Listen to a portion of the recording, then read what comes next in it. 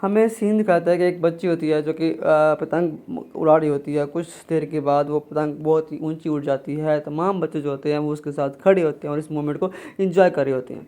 लेकिन अचानक से उसकी जो पतंग होती है वो एक बड़े सारे दरख्त के ऊपर जाके रुक जाती है, अटक जाती है। हमें दिखाया जाता है कि कुछ लोग जो होते हैं वो तरबूज के स्टॉल पे खड़े होते हैं, जहाँ पे एक लड़का होता है जिसका नाम गुआन होता है।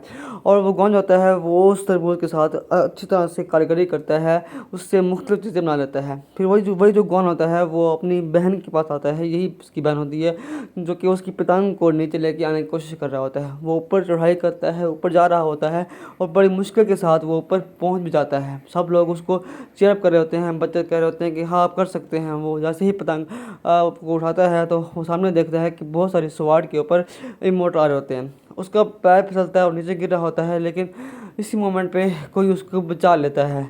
और वो कोई इमोर्टल कल्टीवेटर एक लड़की होती है जो कि बड़ी ही खूबसूरत होती है। उसने नीले कलर का लिबास पहना होता है, उसके वाइट कलर के बाल होते हैं और वो दिखने में बहुत ही खूबसूरत लग रही होती है। वो अपने स्वाड से उड़ती उड़ती वहाँ से ले जाती है। दोनों की नज़र आपस में टकराती हैं। जैसे ही वापस नीचे आता है तो गुआन को सब बच्चे प्यार करते हैं। अभी हमें सीन दिखाया जाता है कि जहाँ पर कुछ लोग जो होते हैं वो खड़े होते हैं और यहाँ पे एक बंदा आया हुआ होता है जो कि इन बच्चों की कल्टीवेशन को चेक कर रहा होता है। उसके ख्याल में वही लड़की होती है, लेकिन उसकी ख्याल ख़त्म हो जाता है कि वहाँ पे एक बंदा आ जाता है और फिर वो तमाम बच्चों की रूट से टेस्ट करता है। कुछ बच्चे जो होते हैं वो इस रूट टेस्ट में पास हो जाते हैं और फिर उसके बाद हमें सीन दिखाया जाता है कि जहाँ पे गॉन अपनी बहन को कहता है कि तुम भी जाओ, तुम भी जाके ये टेस्ट दे दो। तो वो खान की बहन भी टेस्ट देती है तो उसकी ऊँट अच्छी होती है, ठीक है, वो उसको पास कर देता है। फिर उसके बाद पाई जाती है गुआन खुद की। तो गुआन जो है वो आगे जाता है, अपने रूट चेक करवाता है तो उसके रूट जो होते हैं वो ना होने के बराबर होते हैं। इसलिए उसको गुस्सा आ जाता है चेक करने वाले को। वो उसको एक पंच मारता है और वो जो कौन होता है वो पीछे जाके गिरता है। अचानक से आसमान से एक स्वार से उड़ता हुआ एक आदमी आता है जिसके अंदर से बिजली निकल रही होती है और वो जैसे ही नीचे लैंड करता है तो तमाम चीज़ें नरम बन जाती हैं। और फिर जो चेक करने वाला होता है कल्टीवेटर, वो उसको कहता है कि मास्टर मास्टर आप यहाँ पे आ गए। वो उससे माफ़ी मांगता है कि मास्टर आप यहाँ पे पहुँच गए हो, हाँ आपने तो मेरी जान ही ले ली थी। तो वो इस तरह से रिएक्ट कर रहा होता है। दूसरी तरफ गुआन और उसकी बहन जो वो तो सारा मामला देख रहा होता है। कहते हैं कि जो जुआंग ये तो तुम हो, हाँ तुम मास्टर से इस तरह से बात नहीं कर सकते। वो मोटा दबला कहता है उसको। तो उसको कहता है कि नहीं नहीं ये तो वही जुआन है पर जो हमारे साथ था। तो फिर यहाँ पे मोमेंट होता है कि उसके पास का सीन दिखाया जाता है कि जहाँ पे गुआन और जुआंग जो है पड़ा दोनों आपस में फ़ाइट कर रहे होते हैं।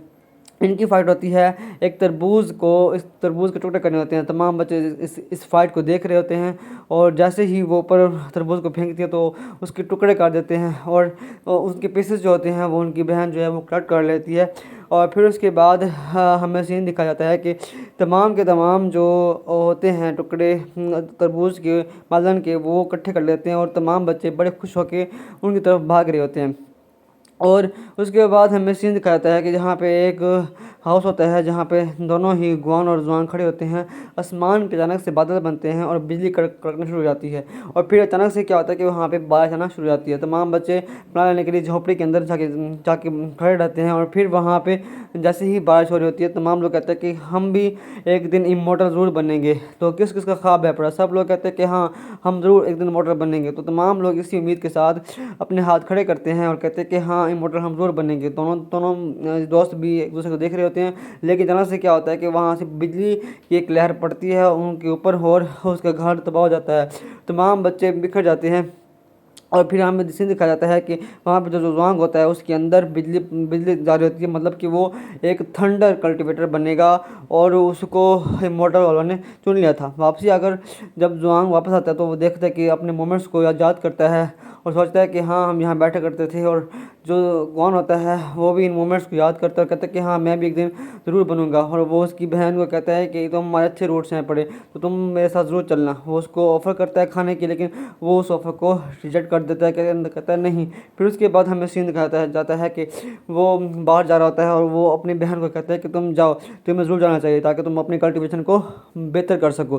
तो अपनी कल्टीवेशन को बेहतर करने के लिए तुम्हें ज़िंदगी में बेहतर बनने के लिए जाना पड़ेगा, उसको ज्वाइन करना पड़ेगा। वो उसकी बहन को वादा करता है कि मैं भी ज़रूर तुम्हारे पीछे ज़रूर आ जाऊँगा, ठीक है, मैं भी मेहनत करूँगा।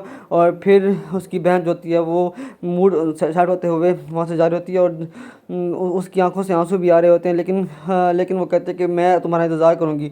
और जो दो जुआंग होता है वो उसकी बहन को लेकर अपनी सवार के ऊपर खड़ा जाता है, और फिर वहाँ से वो निकल जाते हैं अपनी अगली मंजिल तरफ। देखते हैं अब आगे क्या होता है इन दोनों के साथ।